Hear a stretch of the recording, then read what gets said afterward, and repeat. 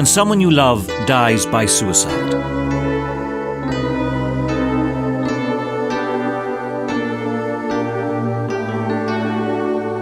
This CD is the audio version of a booklet produced as part of the Mayo Suicide Liason Project. The project is funded by the HSE through the National Office for Suicide Prevention and is based at the Family Life Centre, Chapel Street in Castlebar. The booklet, titled When Someone You Love Dies by Suicide, was compiled and written by Mayo people who have been affected by suicide.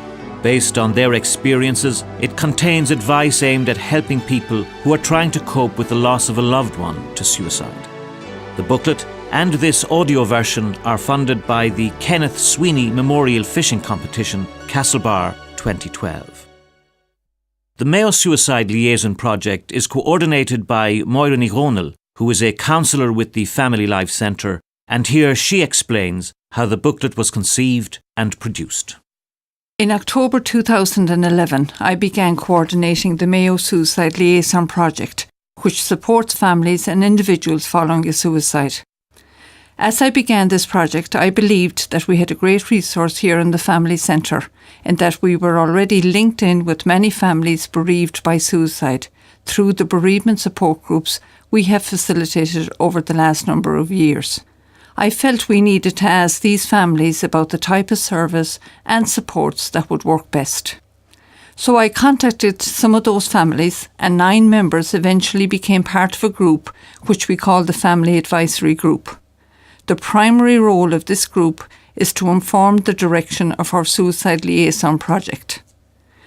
At the very first meeting of this group, I asked members about what had helped and what didn't help them in their grief and their journey. This booklet is the summary of the main issues they raised in response to my question. In putting this booklet and CD together, we consulted throughout County Mayo with a further 30 families who have been affected by suicide to take their views into consideration. The content of the booklet is special because it shows the richness of the individual contributions made by so many people. The views put forward were deeply personal, and as you will discover, the range of issues raised was wide. While the contributions made by families and individuals were unique to each person, there were many common threads running through the submissions. I'm deeply grateful to the advisory group and the families who worked with them for sharing their experiences with us. It is the hope of the Family Advisory Group that we will update this booklet on a regular basis as we continue to listen to and to learn from families.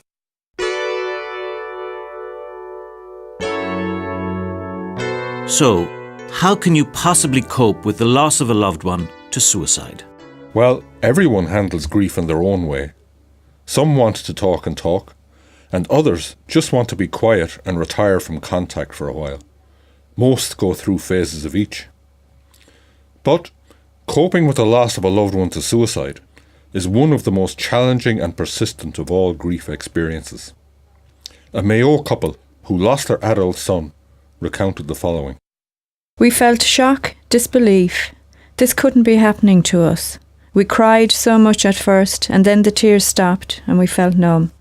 Over the coming weeks, the stress built up and up. We felt so empty after the month's mime mass. It felt like we were walking around in a daze all the time.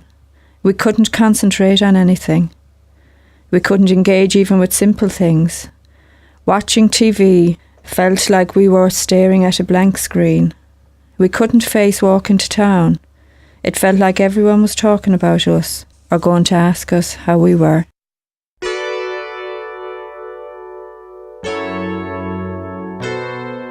It is important to honour and respect the evolving needs of the suicide bereaved in the hours, days, weeks, months and years following this most grievous of losses. Often, both the bereaved and those trying to assist will feel utterly helpless, but that is a valid part of the coping and learning process. Out of confusion, some clarity and a sense of journey eventually arise. Let's consider what actions and behaviours might help those bereaved by suicide, and then we look at what kind of responses may be less than helpful. Firstly, let's consider what has worked for people bereaved by suicide in Mayo in the days following the loss. The first thing is that close friends and relations should attend sensitively on the night and in coming days. It is so important to be there for the bereaved family members, and equally important to allow the family time on their own. One Mayo man said, I had to allow family and other people to take care of me. It helped me, and it helped them too. if a death happens abroad, it is important for first responders and community to acknowledge the tragedy and to not wait for the funeral to sympathise. Those days of waiting for the body to come home can be extremely difficult and lonely. The community in the vicinity of the home can assist with catering, hospitality, housekeeping, and can also provide a listening ear as necessary. It may be a very good idea, if possible, to forbid alcohol at the wake and after the funeral, as it reduces the risk of insensitive remarks or behaviour.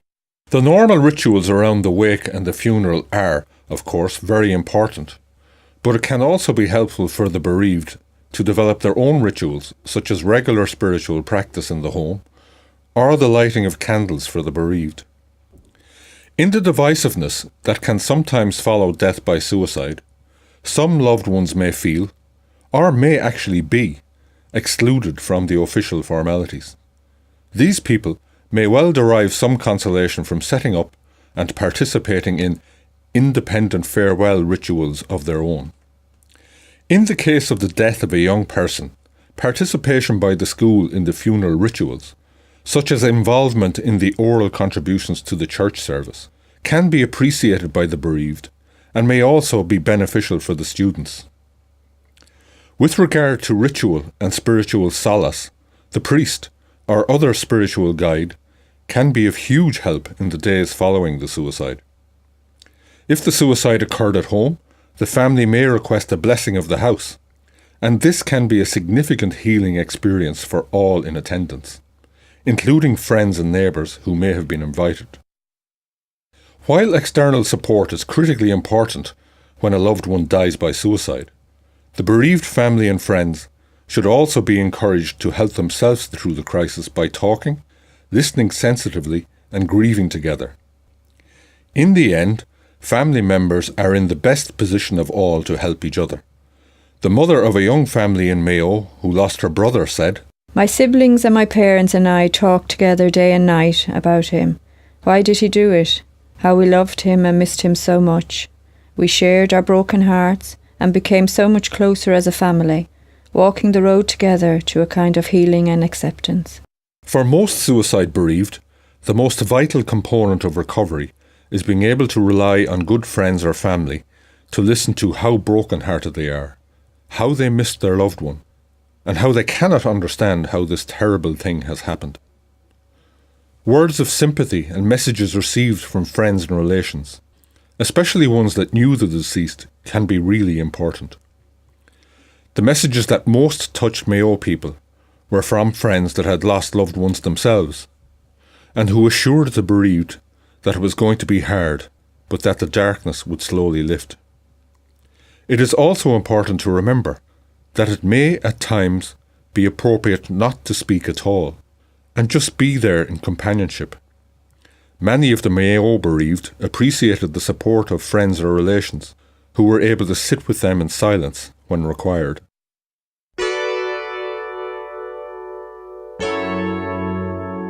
Now let's consider what has worked for people bereaved by suicide in Mayo in the longer term, in the weeks, months, and even years following the loss. Again, the most important thing is that friends and relations can really help a suicide bereaved person to travel through their pain. This help needs to continue for months and perhaps years. One Mayo man who lost his partner said, "I slept in a friend's house most nights for months after she died, and I had dinner every night in a different house, both friends and family. All the time I was talking about what had happened, and how could it have happened. People were so kind and attentive. They really helped me through the worst time of my life." As well as family and friends providing that compassionate listening ear, it can also be really helpful to receive professional guidance.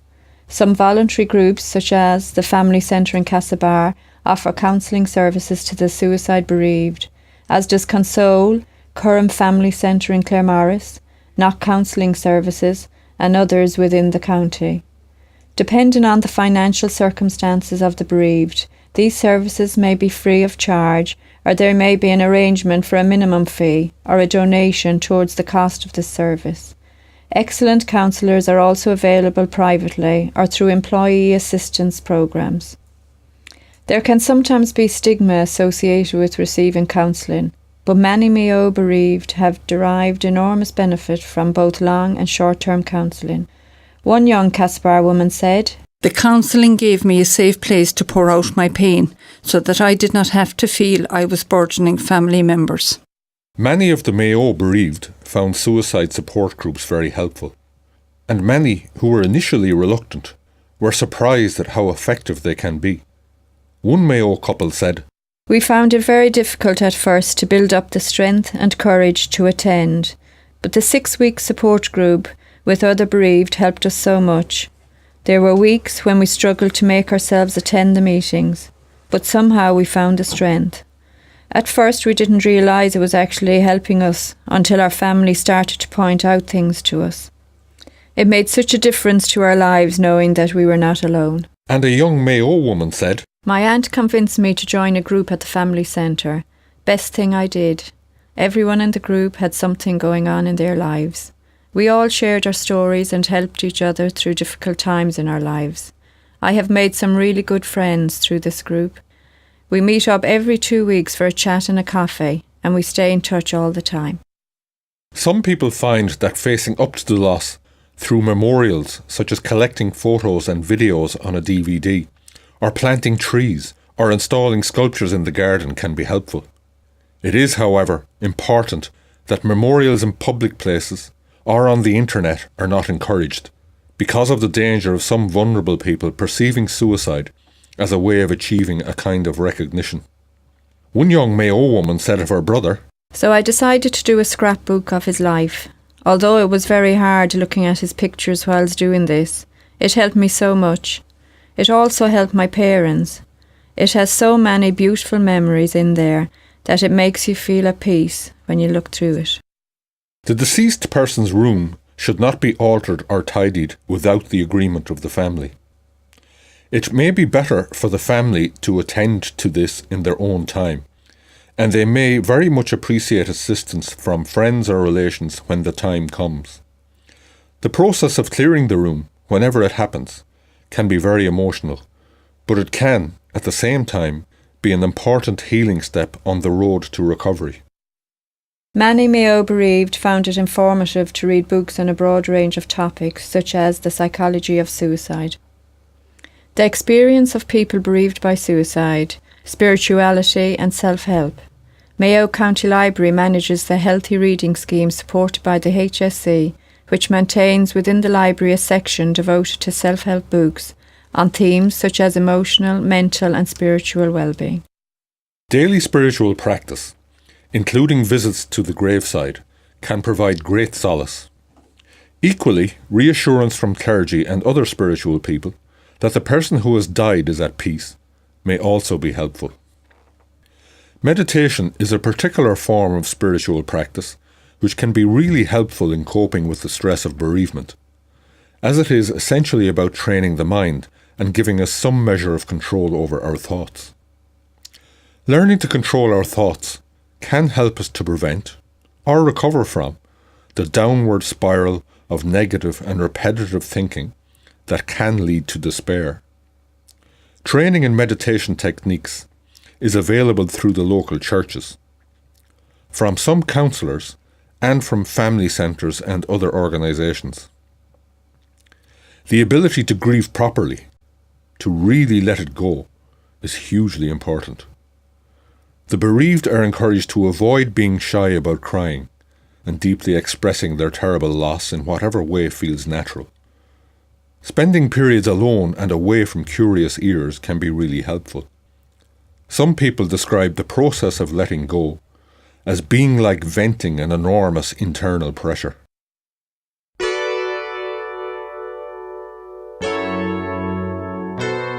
Being bereaved by suicide is, for the majority, the most challenging and terrible experience of their lives.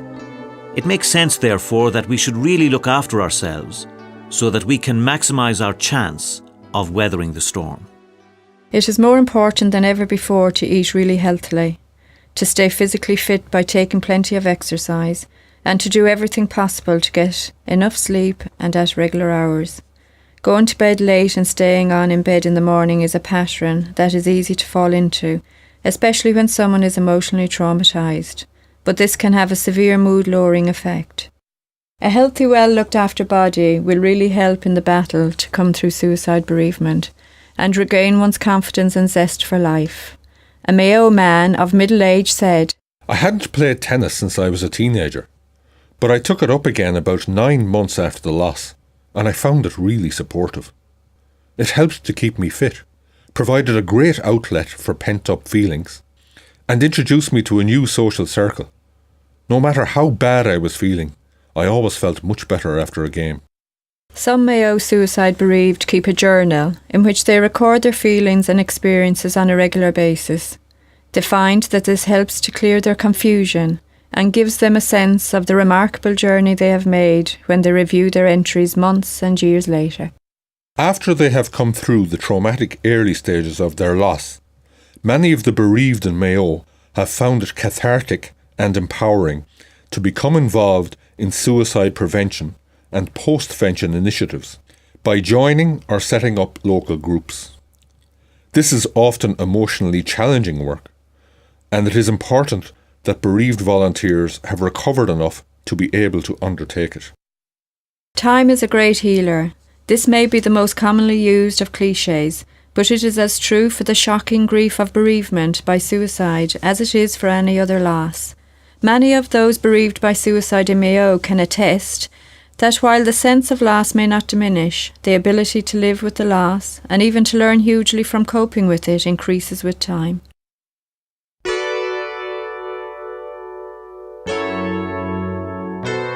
So those are the main things that have worked for Mayo people trying to cope with the loss to suicide of someone they love. Now, just to give an idea of things that should be avoided if at all possible, we will look at what has not worked for people bereaved by suicide. Thankfully, this is a much shorter list. Even the close family of some Mayo bereaved have behaved insensitively by making inappropriate comments or by unwillingness to talk about the loss of the person who has died. This can result in adding significantly in the long term to the suffering of the bereaved. It is so dispiriting when people are reluctant to talk to the bereaved about the dead person, or when they even try to avoid meeting or talking to the bereaved altogether. People do not need to worry about what to say, as a kind look or touch or a listening ear is really appreciated.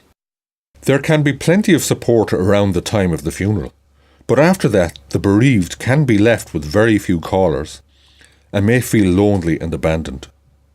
Equally, some Mayo people bereaved by suicide have been surprised to receive no contact or visit from their local priest, doctor and Garda, even though others in different parts of the county have had great support from these first responders. The consumption of alcohol should be avoided as much as possible, because it is a depressant and will make an already challenging situation seem much worse. Some suicide bereaved found it irritating to be constantly advised how to behave and exhorted to be strong. Clichés and platitudes and any kind of insincerity are generally not appreciated. One young Mayo woman said, "It didn't work that everyone was telling me to be strong, and I had to be the strong one for my parents. I was strong, but this really irritated me. I felt I couldn't show any emotion. So I dealt with a lot of my grief on my own. This isn't a good thing. I got through it, but no one should have to do that. My whole life changed, every element of it. Luckily, I became a much stronger person as a result. But I do think there needs to be help out there for people in a very similar position to me."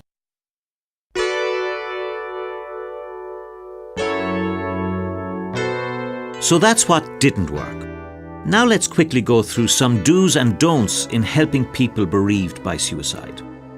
Firstly, let's run through some things that should happen. Do respond honestly to questions asked by the family. You need not answer more than asked. If they want to know more, they will ask later. Too much information too soon can feel hurtful. Do get the names and phone numbers of everyone at the scene, of everyone who is involved in any way. The family may want to ask questions later. Do surround survivors with as much love and understanding as you can give.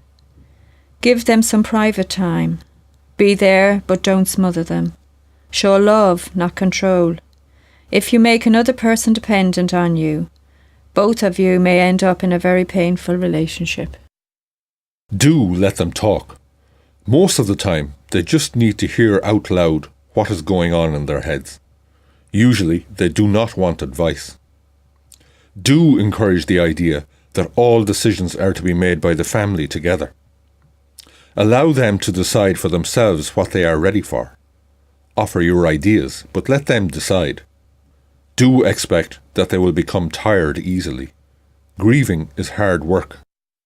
If you are helping in the survivor's home, do keep a list of the phone calls you receive, and of visitors, and of those friends or relatives who bring food or other helpful items. Do keep track of commercial services, their mail, bills, cards, newspapers, and notices. If medications are to be administered and you are helping in the home, do learn the names of the different medicines and the times when they should be taken. If a child has died, do pay special attention to that child's brothers and sisters, if any. Do this at the funeral and also during the coming months. Allow each of them to express as much grief as they are feeling and are willing to share. Allow them to talk of the endearing qualities of the loved one who died. And now for some things that definitely should not be allowed to happen. Don't assume that you know best. Don't tell a griever, "I just know how you feel." You actually don't know. Don't make comparisons like saying, "I know how you feel because my own baby, or father, or mother, or best friend died, and I." No comparisons, please. Don't tell them what to feel. Let them feel what they are feeling when they are feeling it. If they are feeling pain or anger and it makes you uncomfortable, don't try to change their feelings. Never treat them as if they don't have enough sense to make their own decisions or to understand what they are being told. Don't preach. If religion is important to them, they will draw strength from it without your intervention. Don't tell them that what has happened is God's will. Don't tell them to call you any time, day or night, unless you are prepared to take a 3 a.m. phone call. Don't ply them with your personal painkillers, such as alcohol, pills, or personal medications. Leave that to the experts. Don't repeat over and over your offers to run errands, sweep the driveway, or call mutual friends. Just do it. If a child has died, don't try to keep a parent from talking about the tragedy. Don't presume that you know why the person died by making remarks such as, "His father was very strict with him," or "His parents weren't getting on too well." Don't try to take over. Many bereaved wish to remain involved in some activities and responsibilities. Don't stop seeing them until you are sure they are ready for that. No matter who has died, don't let that person's name be tabooed. If he or she is never mentioned, it seems as if everyone wants to forget that such a person once existed. Most families need to hear the name of their loved one over and over. Don't alter the loved one's room. Do not pick up clothes or clean the room. When the family members are ready, they will take care of matters in their own way, or ask for help if it is needed. Don't let your own sense of helplessness keep you from reaching out to a bereaved person. Don't try to find something positive about a loved one's death. For example, a moral lesson such as, "This has brought the family closer together." Don't point out, in the case of a child's death, that they have other children. Children are never interchangeable. Never make a comment which in any way suggests that a victim's care in the home, emergency room, or wherever was inadequate. Survivors, particularly parents, are already plagued by the feelings of doubt and guilt. And finally, Mayo families advise not to say things like, You need to be moving on. You shouldn't be so upset. It was their own choice. Things could be worse, you know. A person has a right to choose whether to live or die. My neighbour lost their son, and they never got over it. You need to put it behind you now. You shouldn't be visiting the grave so much.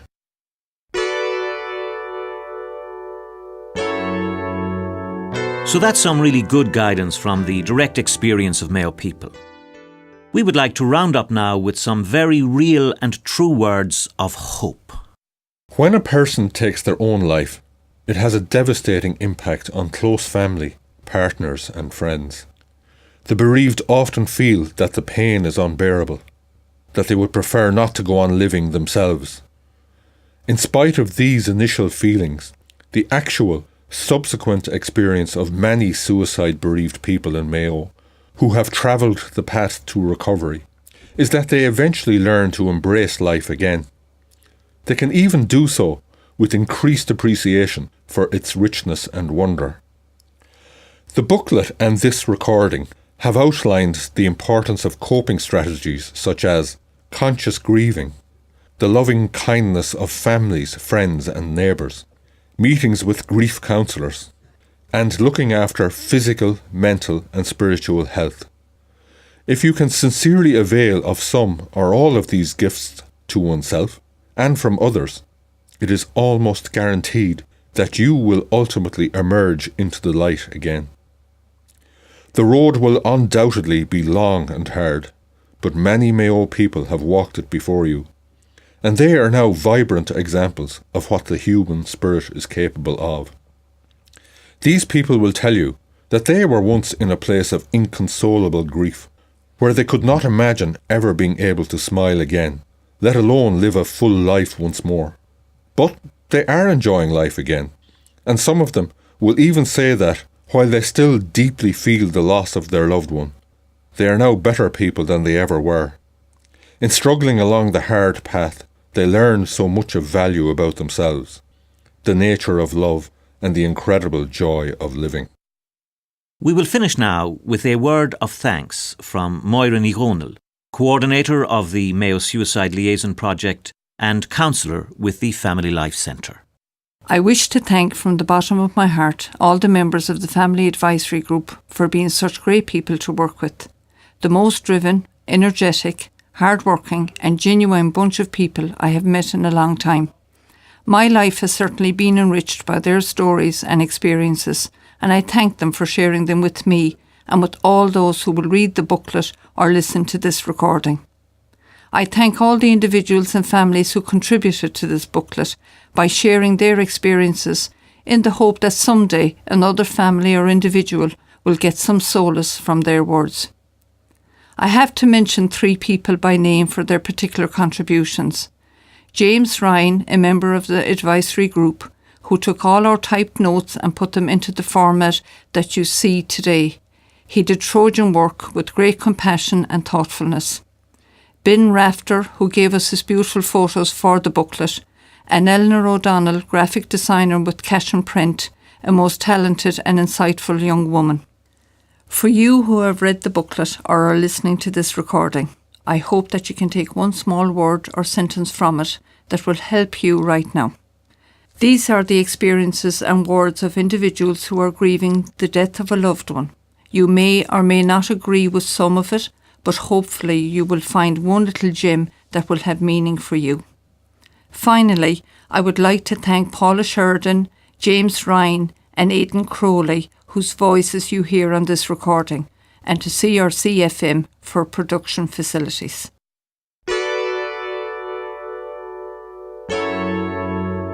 If you are affected by suicide and need to talk or require more information, please contact the Family Life Centre at Castlebar on 09490 25900 or log on to www.thefamilycentre.com.